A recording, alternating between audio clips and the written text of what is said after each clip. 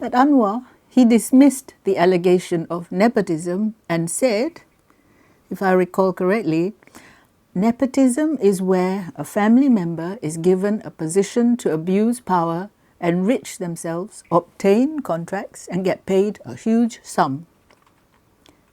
And does Anwar think we are stupid? Hello everyone, my name is Mariam Mokhtar.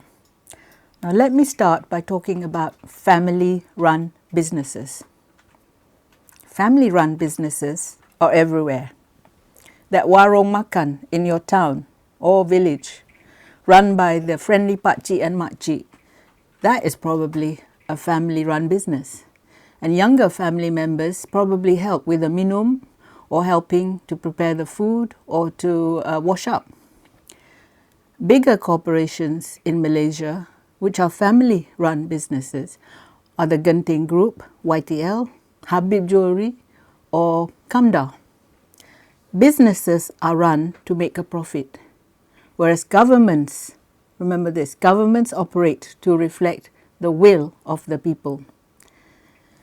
In family-run businesses, there could be a tendency to promote unqualified people to senior positions just because they're a family. And that is bad for business.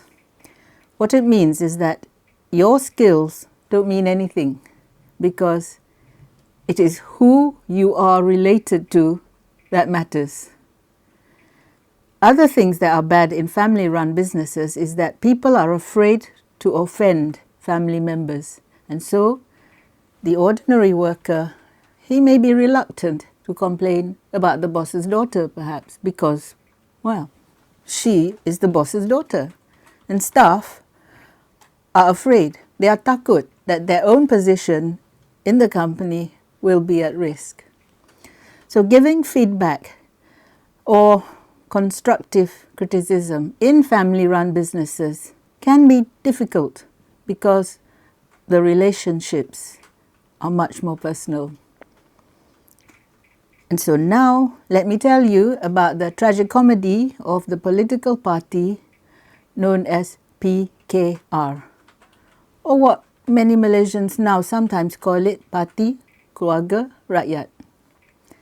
Some Malaysian political parties or ministries are like family-run businesses, and Prime Minister Anwar Ibrahim, he is not the first nor the last to show favouritism for a family member.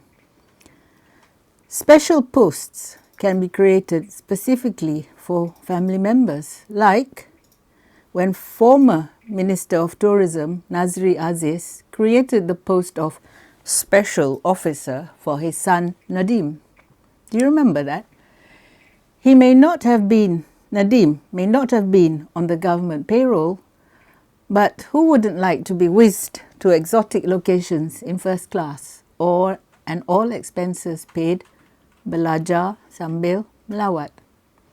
A month into his tenure as PM, now we're coming back to present day time, Anwar quietly nominated his eldest daughter, Nurul, to be his senior advisor on economics and finance. Now this was about two years ago.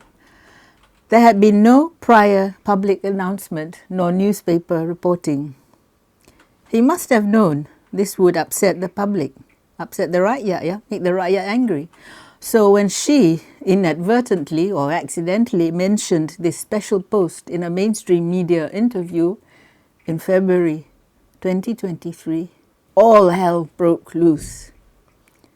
But Anwar, he dismissed the allegation of nepotism and said, if I recall correctly, nepotism is where a family member is given a position to abuse power, enrich themselves, obtain contracts and get paid a huge sum.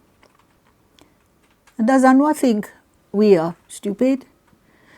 When relatives are given special positions, including within political parties, they can wield enormous influence and few people dare challenge them because of the blood ties. How many of you have worked in family-run businesses where the boss's daughter or the boss's son is your boss, your immediate boss? Do you remember how challenging it was? Anyway, these family members, they are in an extremely powerful position if they are in government, okay? And they are not accountable to the public. Now, Malaysians were not convinced by Anwar's definition of nepotism, and the public backlash prompted Nurul's removal. This is 2 years ago, 2023. However, it was very concerning when she kept popping up in overseas locations whenever her father was present for a conference or summit. And when they were questioned, his aides would say her expenses had been paid for by the NGOs. When these politicians were in opposition, they would have cried out, the same people would have cried out nepotism. But as the ruling party, their aides will come to the rescue with daft comments like, the public should not question the Prime Minister's decision. Do you remember how towards the end of April 2025, this is what, last month? Yeah. Nurul suddenly came out with the claim that reformasi was not dead. Okay, reformasi belum mati lagi. And she urged Malaysians to be patient because reforms take time. It felt strange that reformasi had been brought up for no apparent reason. And she herself, she hadn't been seen around for a while, for some months. But we later found out why. Because at around the same time as she was going on about reformasi not being dead, it was strange to read many negative newspaper reports circulating about the then PKR Deputy President Rafizi Ramli's absence in cabinet, his extended leave and his alleged resignation. This was in April, okay? Now, even Bersatu Youth joined in the chorus, questioning Rafizi's absence. And so, was it a coincidence that 1 week after all these negative reports about Rafizi, an intense lobbying began for Nurul to vie for the Deputy President's post in PKR? Coincidence or proper planning? Anyway, PKR's Vice President Shamsul Iskandar Akin, who is also PKR Hang Tuah Jaya Chief, and other division chiefs openly declared their support for Nurul to challenge the incumbent PKR Deputy President Rafizi. This is last month, okay? Now, Shamsul hailed his boss's daughter as someone who is capable of advancing reformist values, driving change and translating the people's aspirations more effectively. Really? Didn't her electorate reject her in Pematang Pau? So, what are her notable achievements besides spearheading the movement to free her father from prison? What has she done to advance women's causes? What has she done to stimulate change?